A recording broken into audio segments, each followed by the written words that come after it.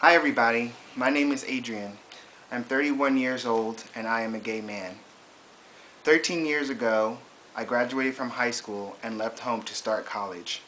I chose a school hundreds of miles away from the place I grew up, perhaps more importantly, away from my family, because I thought that would make it easier for me to be me. For the 18 years prior to that, I lived a pretty decent life on the surface. I appeared to be happy, mostly, and I made friends easily with most people. I still do. However, as early as the age of 5 when I started school, other kids called me fag and made it very apparent that whatever that was, it was bad and it was not me.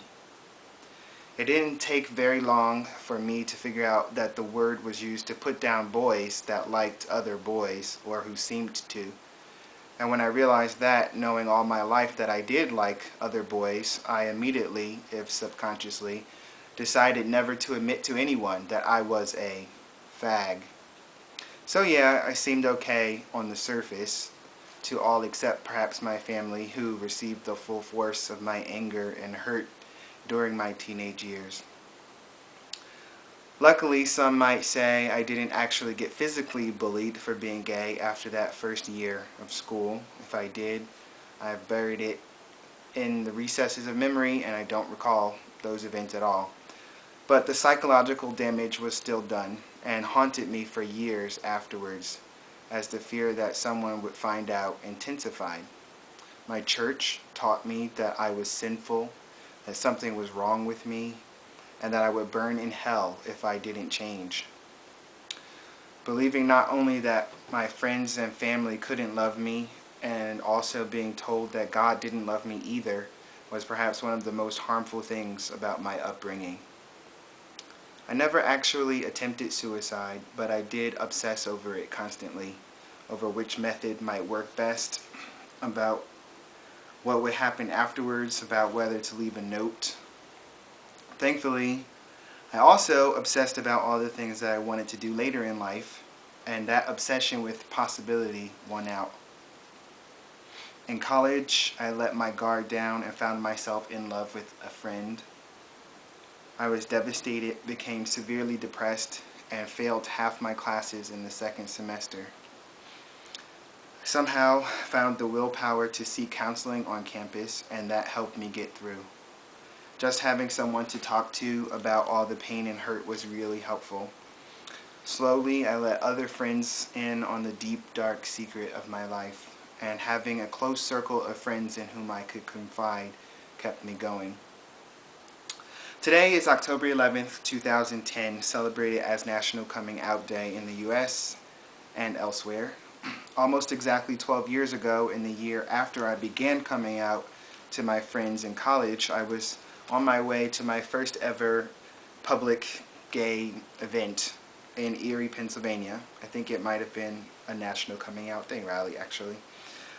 On the way up to Erie, I heard the news on the radio about Matthew Shepard, just a couple years older than me, who had been brutally beaten for being gay and was in the hospital. On October 12, 1998, he died. 6 months later, on my 20th birthday, I came out to my immediate family. I still deal with some of the issues of living in a homophobic society, but in the past 11 years, I have had a crash course in relationships and in being authentically me. I met my partner when I was 26, and we couldn't be happier that we found each other. I've been living my own adult out loud life, doing some of the things that I want to do, and planning the rest of my life with my future husband. Increasingly, I am coming out to more and more of my extended family. It is a lifelong process. As well as to friends from my youth who probably had no idea how miserable I was when they knew me as a kid. Facebook is an amazing thing. And you know what? My friends and my family do love me. I spent half of my life thinking that no one loved me because no one actually knew me. How could they love me? They could only love the image of me that I presented to them, the image that I thought they would find acceptable. I don't mean to suggest that life is perfect now and that no one in my life has any homophobia, because that wouldn't be true. There are still so many things I have to do with my life, and the opportunities are there as long as I seek them out.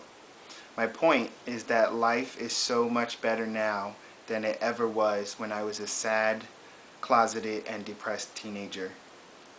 Over the course of the past 15 years, Ellen DeGeneres came out as a lesbian.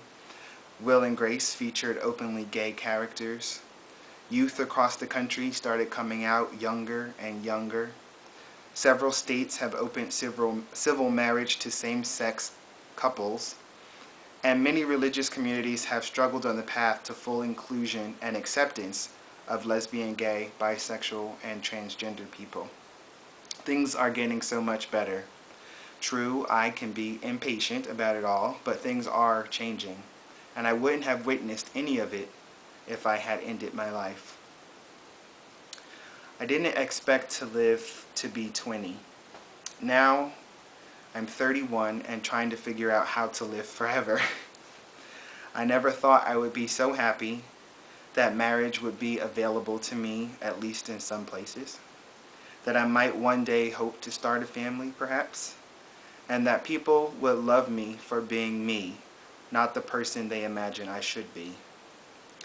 Shortly after I left the church of my teens, I became a Unitarian Universalist and now belong to a religious community that not only accepts me, but also celebrates me and all of my fabulous being. There are people out there that care. Find those in your community that can help you be who you are. Things get better.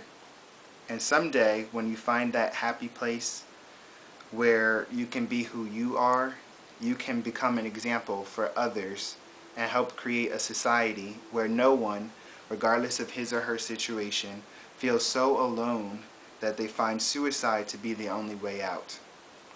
Look at all these videos people are making. People care. I care.